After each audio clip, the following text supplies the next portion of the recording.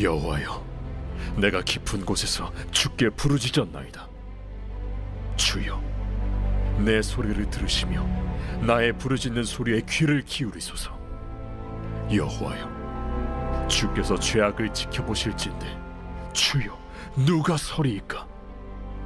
그러나 사요하심이 주께 있으면 주를 경외하게 하심이니이다. 나 곧 내 영혼은 여호와를 기다리며 나는 주의 말씀을 바라는도다.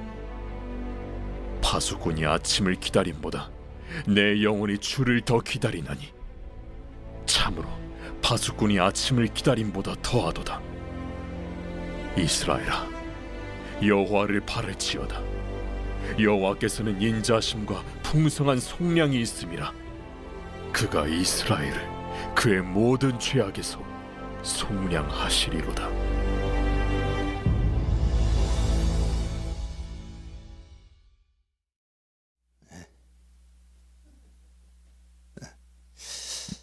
오늘 시편 130편이잖아요.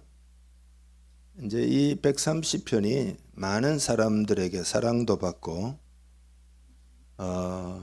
교회 역사에 영향을 많이 미친 그런 시편입니다. 우리는 그냥 쓱 보아 넘기면은 그냥 그런가 보다 하겠지만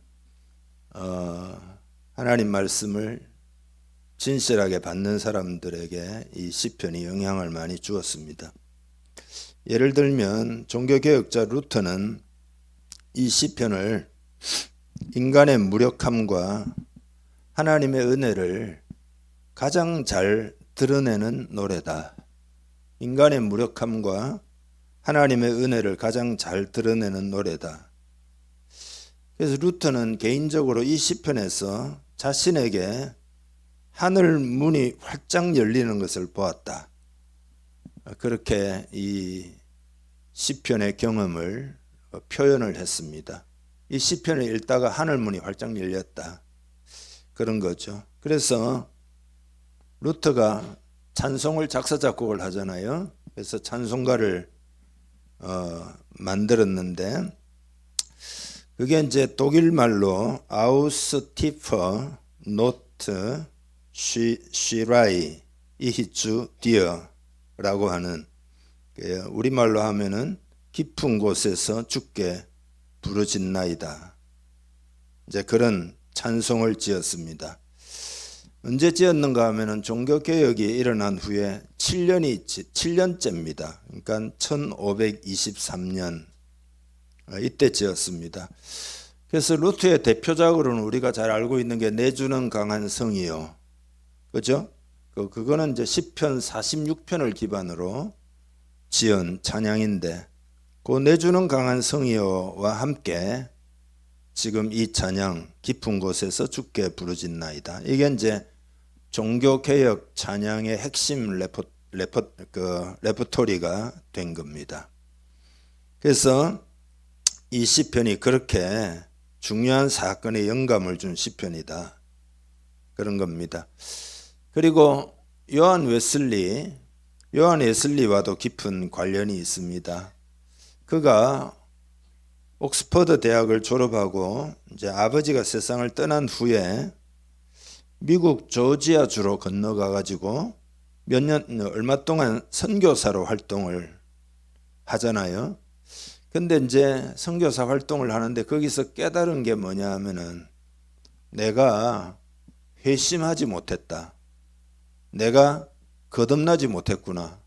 그것을 깨달았다는 거예요. 아니, 선교사까지 갔는데 선교의 일을 하면 얼마나 열정이 있습니까? 근데 자기가 회심하지 못했다는 거예요. 그래서 그 사역이 성공적인 사역이 될 수 없어 실패하고 1년 한 9, 10개월 정도 만에 영국으로 다시 돌아오게 됩니다. 12월 달에 돌아오거든요. 그리고 그 다음 해 5월 달에, 그러니까 6개월도 안 지났죠. 런던에 올드 스케이트가에 있었던 어떤 모임에서 누군가가 루터의 로마서 서문을 이제 그 예배 때 읽은 겁니다. 근데 읽을 때 요게 이제 유명한 잘 알려진 이야기죠. 그의 마음이 이상하게 따뜻함을 느꼈다는 거죠. 루터의 로마서 서문은, 로마서의 핵심은 이신칭의잖아요. 믿음으로 구원을 받는다 라고 하는 그 내용을, 서문을 읽을 때 이상하게 따뜻해지는 체험을 했던.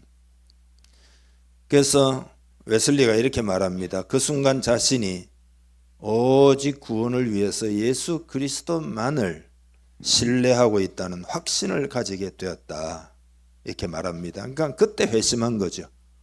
예, 그때 회심한 거죠. 근데 사실은 이날 밤 그 몇 시간 전에 오후에 이 웨슬리가 세인트 폴 교회라는 데를 가가지고 성가대원들이 부르는 찬송가를 들었는데, 이 찬송가가 시편 130편을 가지고 만든 제목이 오늘 우리 설교 제목하고 똑같습니다. 깊은 곳에서. 이 찬송을 들을 때 웨슬리의 영혼이 많이 뒤흔들렸다. 그러니까 하나님이 그 찬송으로, 시편 130편으로 웨슬리의 마음을 준비시킨 거죠. 하나님 만나도록. 그리고 그런가 하면은 시간을 더 거슬러 가면 그날 아침 묵상 시간에 웨슬리가 마가복음 12장 34절에 네가 하나님의 나라에서 멀지 않도다, 예수님이 서기관에게 이야기했잖아요. 네가 하나님 나라에 멀지 않도다, 그 말씀을 읽었어요. 하나님 나라에 멀지 않다. 새벽에 그거를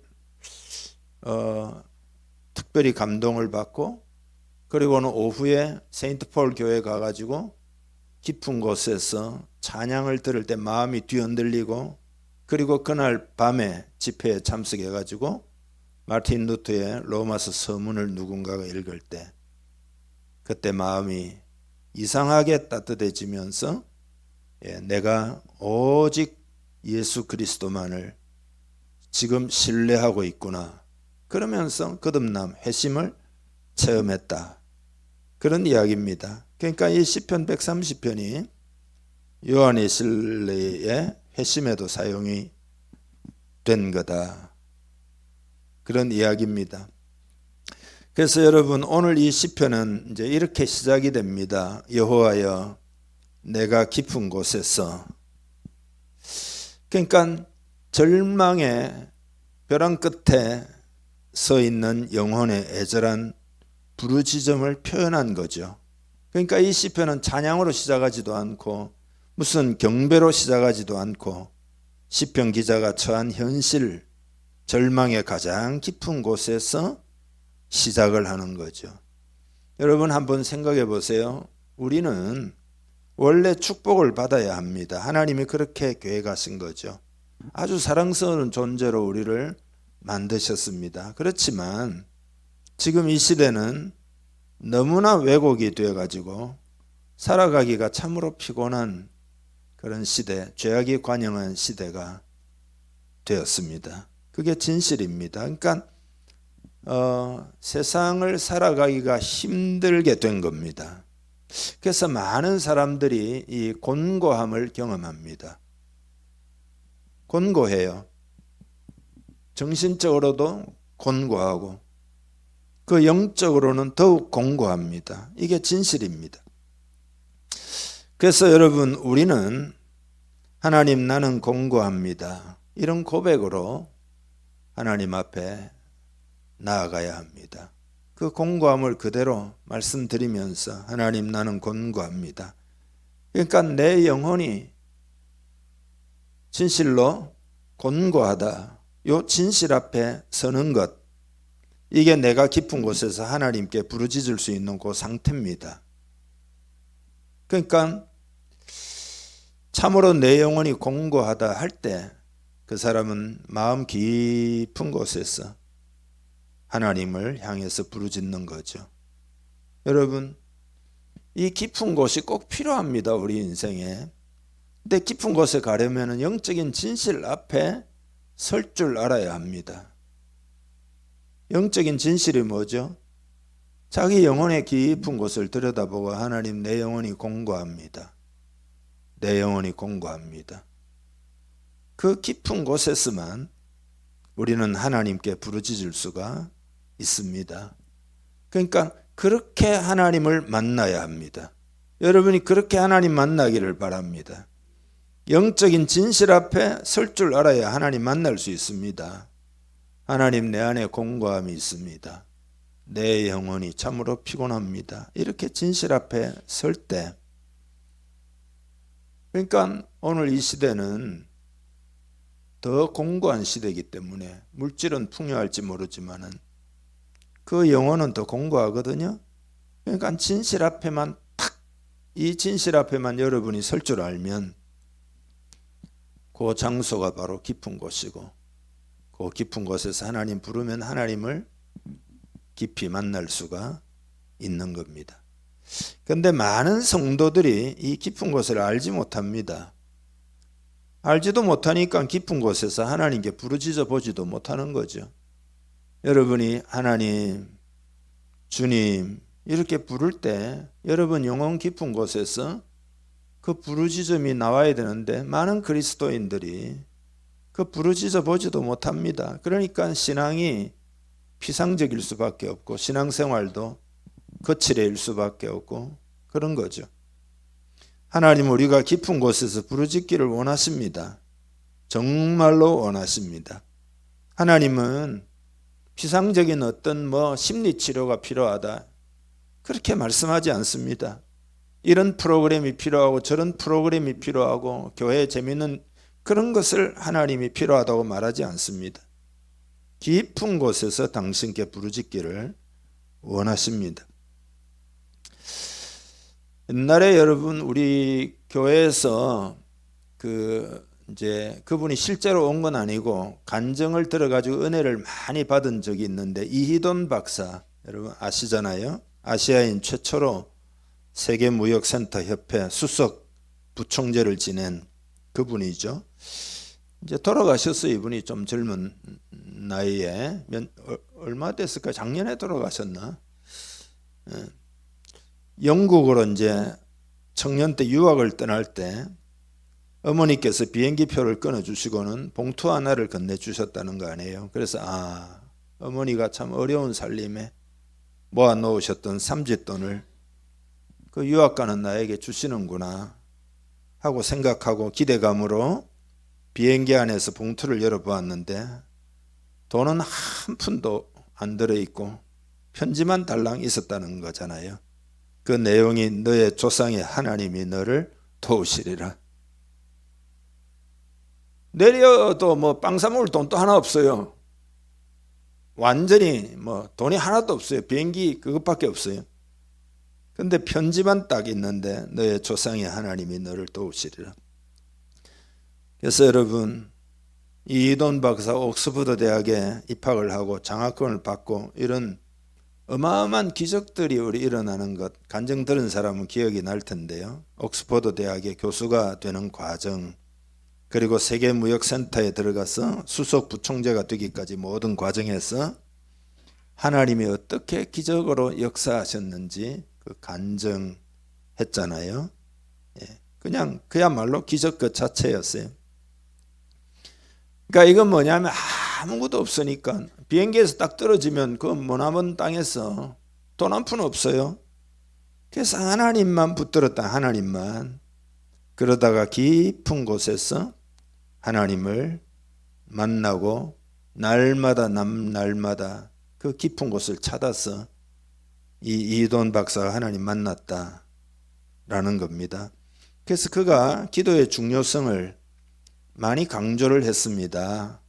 그대로 읽어보면 하나님께서 이 세계를 위해 부르셨다고 생각하면 기도하십시오. 우리 하나님은 기도를 통해 역사하는 하나님이시고 이 기도로 우리는 세상을 바꿀 수 있습니다. 직장이나 일 때문에 기도할 시간이 없다는 것에 나는 동의하지 않습니다. 하나님은 무릎 꿇고 기도하며 부르짖는 사람을 결코 버리지 않으십니다. 세계를 누비고 바쁘게 막 엄청나게 다니면서도 반드시 새벽 기도를 드렸다는 거 아니에요. 그리고 무슨 일을 하든지 간에 자신이 맡은 직책과 일을 통해서 복음 증거에 최선을 다하고 매년 $200만 선교 헌금으로 드리면서 선교에 대한 소망을 다지고, 그 자기가 부르짖을 때마다 하나님이 놀랍게 응답해 주셨다. 그렇게 간증을 해요. 포도나무에 붙어있는 가지가 열매를 풍성히 맺는 것처럼 부르짖는 기도를 통해서 열매를 보게 하셨다는 거예요. 여러분, 깊은 곳에서 부르짖는 기도하는 자만이 하나님 앞에 서고 주의 응답을 받을 수가 있습니다. 그래서 여러분, 오늘 이 시편의 시인은 부르짖는 겁니다. 그게 이제 1, 2절 읽어보겠습니다. 1절, 2절. 여호와여, 내가 깊은 곳에서 주께 부르짖는나이다. 주여, 내 소리를 들으시며 나의 부르짖는 소리에 귀를 기울이소서. 그 2절이 있잖아요. 내 소리를 들으시며, 이 말은 내 말뿐만 아니라 제 목소리, 저의 어조, 제 영혼의 고통, 제 영혼의 진정한 감정을, 호소를 하나님이 다 들어주시기를 원합니다. 그런 뜻이잖아요. 그러니까 심한 곤고함이 이 시인에게 있고 하나님이 자신의 간구 소리를 들어주시기를 부르짖고 있는 거죠. 나의 부르짖는 소리에 귀를 기울이소서. 여러분, 우리 성경을 보면 욥도 그랬잖아요. 심한 고통의 깊음 속에서 하나님이 들어달라. 욥이 이런 이야기도 해요. 어둠과 죽음의 그늘이 그 나를 자기의 것이라 주장하였더라면, 이거 뭐죠? 자기가 태어나지 않았더라면 그 말이죠. 자기가 태어날 때 자기가 죽었더라면 그 말이거든요. 너무 괴로우니까. 구름이 그 위에 덮였더라면, 흑암이 그날을 덮었더라면, 막 이러잖아요. 태어나지 않았어야 한다는 정도로 욥은 고통과 공고함을 경험했던 거죠. 여러분, 교회 역사에 데이빗 브레이너드라는 사람이 있어요. 아시는 분은 알 겁니다. 29세라고 하는 젊은 나이에 세상을 떠났는데 비범한 하나님의 사람이었어요. 조나단 에드워즈의 1차 대각성 운동에 쓰임을 받은 중보기도자였습니다. 그러니까 조나단 에드워즈의 부흥운동에 기도로 뒷받침한 사람이 바로 이 젊은 데이빗 브레이너드, 미국 인디언들에게 복음을 전한 인물이기도 합니다. 그래서 1730년대, 1740년대에 하나님이 그를 일으키셔서 세상에 빛을 비추신 거죠. 그래서 그의 기도와 간증을 통해서 수많은 사람들이 도전을 받고 변화되고, 그 데이빗 브레이너드에게 영향을 받았다 하는 사람이 유명한 사람들이 영향을 받았어요. 예를 들면 선교의 아버지인 윌리엄 캐리, 또 여러분 맥체인 성경 읽기 뭐 이런 거 있잖아요. 로버트 머레이 맥체인, 그 다음에 헨리 마틴은 잘 모를 겁니다. 페르시아 선교사였습니다. 그 다음에 이제 이 사람은 잘 알죠. 데이빗 리빙스턴, 그 다음에 앤드류 머레이, 그 다음에 옛날에 여러분 우리가 영상을 한번 본 적도 있는데 아우카족 선교사였던 짐 엘리엇, 이런 사람들이 데이빗 브레이너드 영향을 받았다. 1744년 12월 16일 날 그 이 일기를 썼는데 그 조나단 에드워즈가 그가 죽고 난 다음에 일기를 정리해서 그 일기를 발표했거든요. 그 내용에 이런 게 있습니다. 너무나 깊은 우울감에 휩싸여 어떻게 살아야 할지 몰랐습니다. 죽음을 간절히 바랐고 제 영혼은 깊은 물속에 가라앉은 것 같았습니다. 우울증이 있었어요. 그래서 우울증 가운데서도 처절하게 하나님을 찾고 그 시대에 부흥이 임하게 해달라 기도를 한 거죠. 그러니까 이게 역설입니다. 역설. 그 어려움을 많이 젊은 나이 20대 때 겪었기 때문에 깊은 곳에서 하나님께 부르짖어 가지고 하나님은 그 기도를 들으시고 조나단 에드워즈를 통해서 부흥이 일어나도록 하신 거죠. 그러니까 깊은 곳으로 내려가지 않고서는 누구도 부르짖을 수가 없습니다. 그리고 깊은 곳에서 부르짖지 않고서는 하나님이 내 기도에 귀를 기울이시고 응답해 주실 것이라고 기대할 수도 없습니다. 그러니까 깊은 곳에서 나오는 기도가 하나님의 보좌에 상달이 되는 거죠.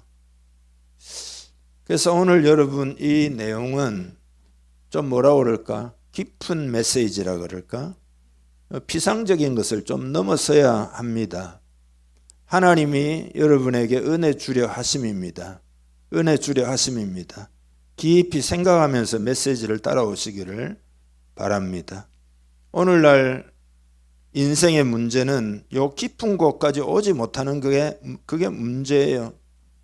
주님이 한 번은 자기를 위하여 우는 사람들에게 너희는 나를 위하여 울지 말고 너희와 너희 자녀들을 위해서 울라. 주님이 그러셨거든요. 너희와 너희 자녀, 그 자녀 세대에 가가지고 예루살렘과 유대 백성이 멸망하잖아요. 그리고 1900년 동안 떠돌이 생활해가지고 1948년도에 이스라엘이 회복되잖아요. 그러니까 그걸 주님이 다 내다보시니까 너희와 너희 자녀를 위해서 울라. 그러니까 오늘 이 시인도 깊은 곳에서 부르짖을 수 있는 그런 마음이 된 거죠. 그래서 읽어보면은 귀를 기울이소서 누가 서리이까 이런 구구절절한 내용이 나오잖아요. 진실하게 그 마음 깊은 곳에 있는 것들을 토로하고 있었던 거죠. 그러니까 오늘 우리 시대도 여러분 이런 것이 필요합니다. 상한 심령이 필요합니다. 여러분의 곤고함을 볼 줄 아는 심령이, 그런 심령이 돼야 되고 그런 심령이 필요합니다. 한번 여러분 생각을 해보세요. 만약에 하나님이 안 계시다면 내 인생은 어떻게 될까? 여러분 상상할 수 있습니까?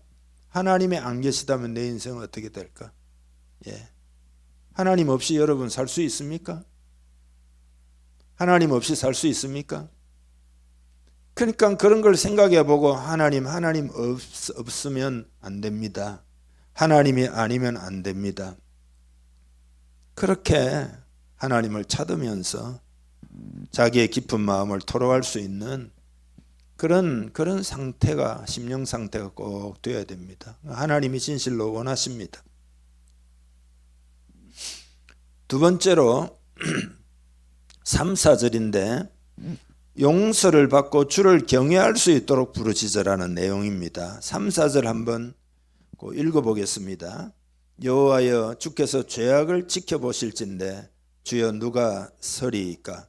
그러나 사유하심이 주께 있으면 주를 경외하게 하심이니이다. 아멘. 그러니까 이 내용이 뭐냐 하면은 깊은 곳에 가보니까 자기 인생을 가로막고 있는 죄를 발견하는 겁니다. 평소에는 발견을 못해요. 난 뭐 잘 살고 있는데 이러고 있어요. 근데 깊은 곳에 들어가 보니까 자기 인생을 가로막고 있는 그 깊은 차원의 죄를 발견을 하는 거죠. 그래서 3절에 여호와여 주께서 죄악을 보실진대 주여 누가 서리이까? 깊은 곳에 가면 이렇게 됩니다. 주여 누가 서리이까? 그러면서 뭐라고 하느냐? 그러나 사유하심이 주께 있으면 하나님의 용서하심이 있다는 것도 동시에 체험하게 됩니다. 그래서 주를 경외하게 하심이니이다. 하나님이 자기에게 용서의 은혜를 주시는 것은 주를 경외하게 하심이니이다. 주님을 경외하는 그런 사람으로 깊은 곳에서 변화가 일어났다. 사도 바울도 로마서 7장에 보면은 오라 나는 공고한 사람이로다. 이 사망의 몸에서 누가 나를 건져내랴? 여러분 사도 바울처럼 위대한 하나님의 사람이 누가 있습니까? 근데 그도 나는 공고한 사람입니다. 이 사망의 몸에서 누가 나를 건져내겠습니까? 그래서 우리 주님께 참으로 감사하고 감사합니다. 그랬잖아요. 그러니까 여러분 오늘 이 3, 4절의 고백이 있으면 그가 누구이든지 간에 큰 변화를 경험하게 됩니다. 왜냐하면은 그리스도의 사유하심을 체험하게 되고 그리스도의 구속의 도를 만나게 되고 십자가의 복음을 만나게 되고 하나님이 진실로 내 인생에 필요한 분이구나 그걸 알게 되는 거죠. 깊은 곳으로 내려가 보기 전까지는 하나님이 내 영혼의 가장 큰 필요이시다는 것을 잘 못 느끼고 살아갈 수 있습니다. 그렇지만 깊은 곳에 가면 깊은 곳은 여러분이 공고함을 직면해야 됩니다. 하나님 내 영혼이 공고합니다. 다른 걸로 자꾸 달래지 말고 내 영혼이 진실로 공고합니다. 그 깊은 곳에서는 오직 하나님이 필요하다는 것을 알게 됩니다. 그렇게 하나님 만나면 주님을 경외하는 사람으로 변화가 되는 거죠. 그게 4절이에요. 그러나 사유하심이 주께 있으면 주를 경외하게 하심이니이다. 요 기도를 드릴 수 있는 마음 상태가 되는 게 너무 중요합니다. 하나님은 깊은 곳에서 이렇게 기도하는 자들을 오늘날에도 찾으십니다. 여러분 이 길을 주님의 이름으로 축복합니다. 이런 상태가 되면 어떻게 되느냐? 5절 6절이 됩니다. 그게 뭐냐 하면은 주님의 말씀을 바랄 수 있게 됩니다. 하나님의 말씀이 그렇게 되면 주를 경외하고 순종하고 깊은 곳에서 하나님의 은혜를 만나고 이러면은 하나님의 말씀을 바랄 수 있게 돼요. 하나님의 말씀이 생생하게 여러분에게 들려오게 됩니다. 아, 이런 말씀이구나. 아, 이런 뜻이구나. 마음 깊이 하나님 말씀이 여러분 심령에 올 때 여러분의 삶에 힘을 얻는 거죠. 격려를 받고 위로를 받고 여러분의 삶이 변화를 체험하는 거죠. 그래서 5절 6절 읽어보겠습니다. 나 곧 내 영혼은 여호와를 기다리며 나는 주의 말씀을 바라는도다. 파수꾼이 아침을 기다림보다 내 영혼이 주를 더 기다리나니 참으로 파수꾼이 아침을 기다림보다 더하도다. 아멘. 그 세 번째 메시지는 뭐냐 하면은 하나님을 기다리라. 기다리면서 부르짖어라. 여러분이 하나님을 기다릴 수 있기를 바랍니다. 이 시편 기자처럼 하나님을 기다리고 기다려요. 하나님을 머리로 아는 것하고 마음으로 만나서 느끼는 것하고 그건 완전히 다른 겁니다.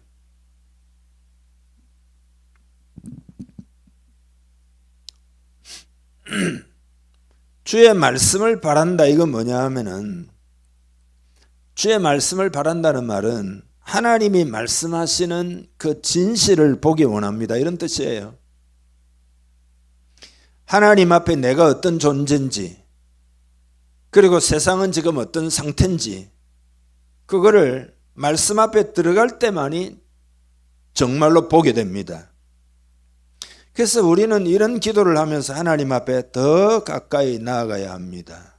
파수꾼이 아침을 기다림보다 내 영혼이 주를 더 기다리나니 여러분이 이렇게 하기를 축복합니다. 참으로 파수꾼이 아침을 기다림보다 더하도다. 여러분 야간 근무한 경험이 있으십니까?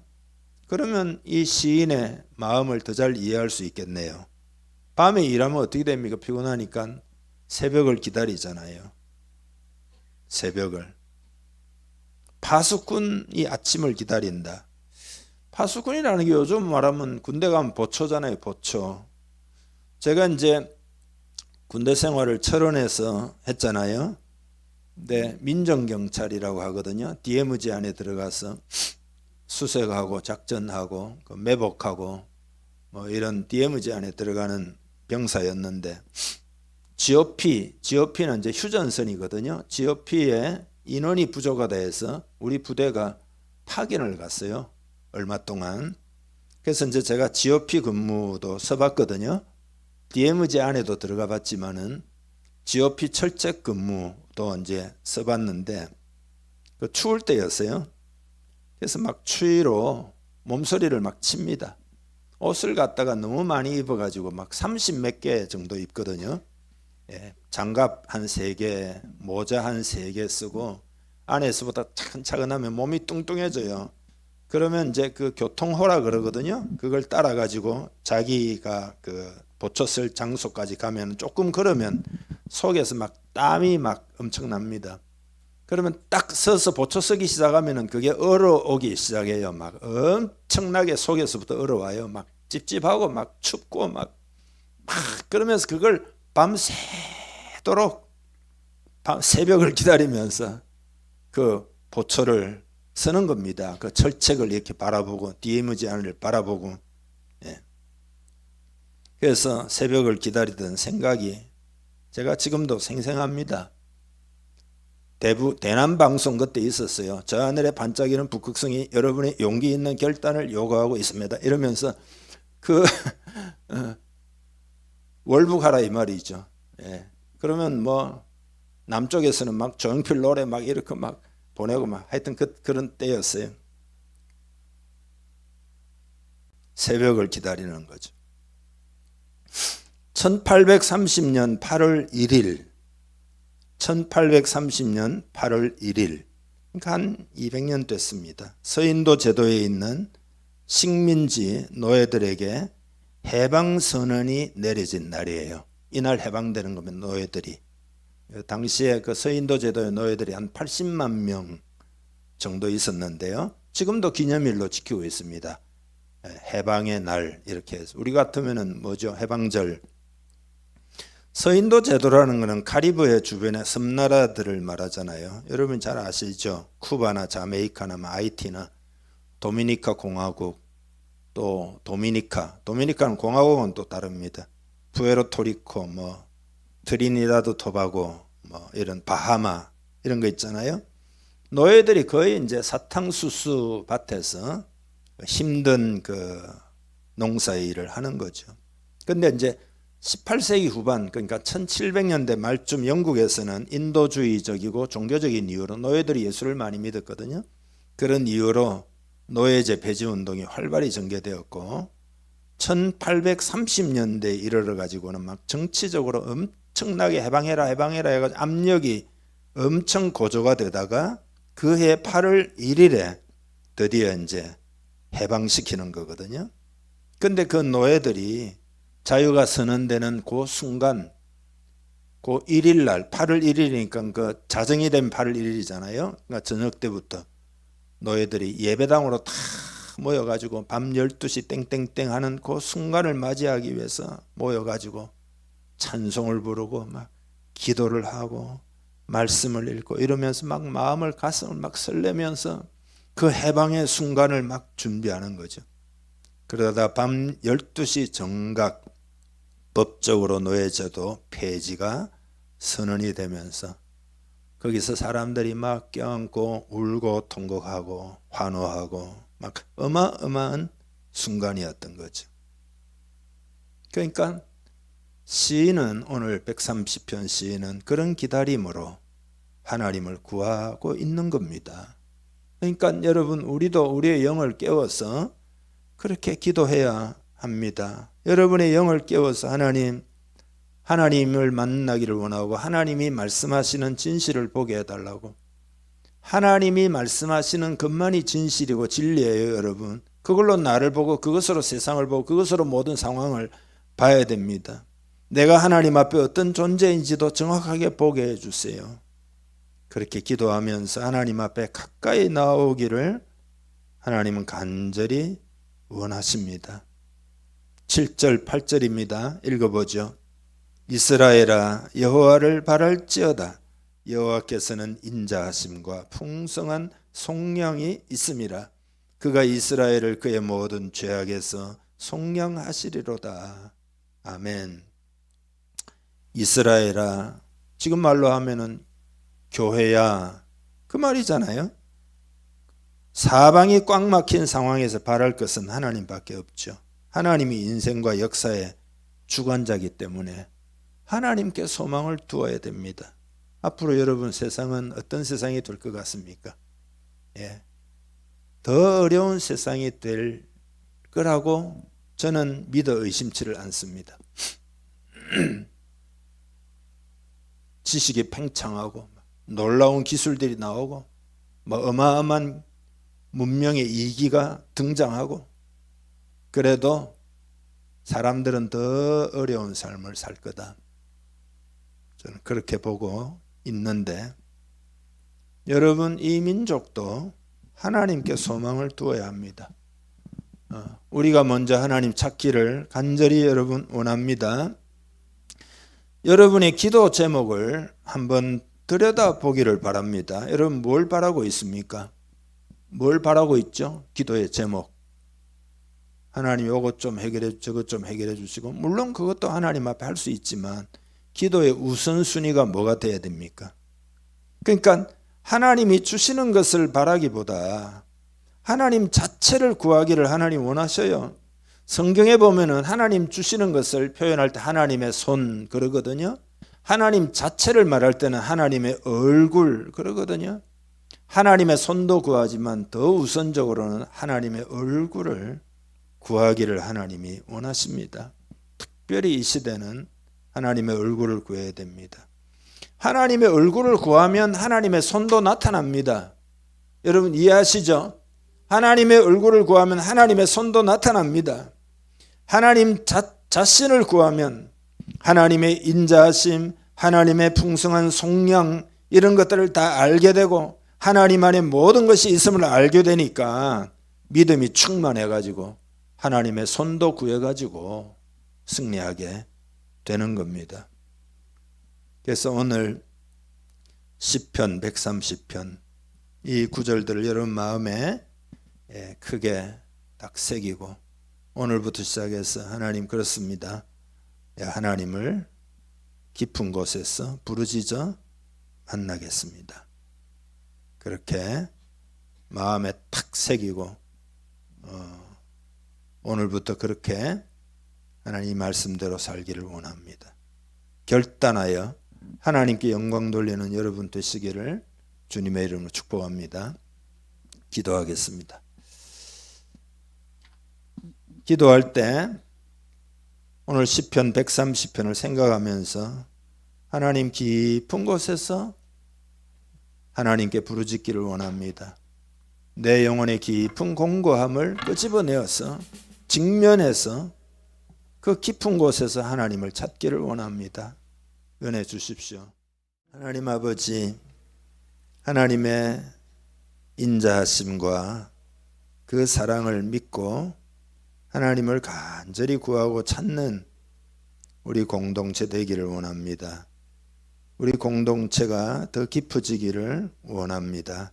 깊은 곳에서 주님을 부를 때 주님이 우리 가운데 나타나시고 임재하시고 말씀하시고 우리가 큰 은혜를 입어 큰 변화가 일어나고 그래서 이 시대 가운데 참된 그리스도인으로 살며 영향을 또 미치는 그런 우리 되기를 원하고 원합니다.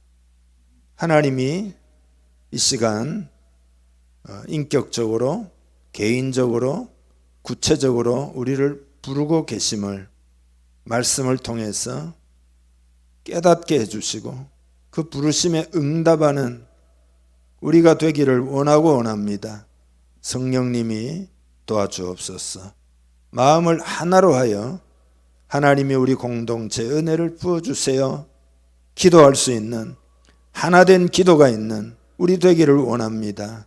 한 주간 동안 또 계속해서 그런 하나됨 가운데 주님을 찾고 구하여 주의 은혜를 입는 우리 되게 하여 주옵소서.